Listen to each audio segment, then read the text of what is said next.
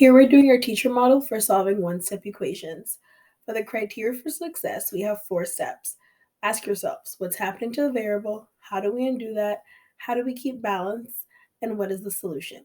The solution in this case would be referring to the answer. Now, what's happening to the variable? The variable is x, and here I can see that 19 is being added to it. So, step 2, how do we undo that? Well, we undo a plus 19 by finding the inverse.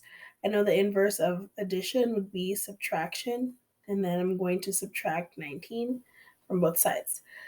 Over here it says, how do we keep balance? We're talking about balance on both sides of the equal sign. So if I subtract from the left, I'm also going to have to subtract from the right of the equal sign.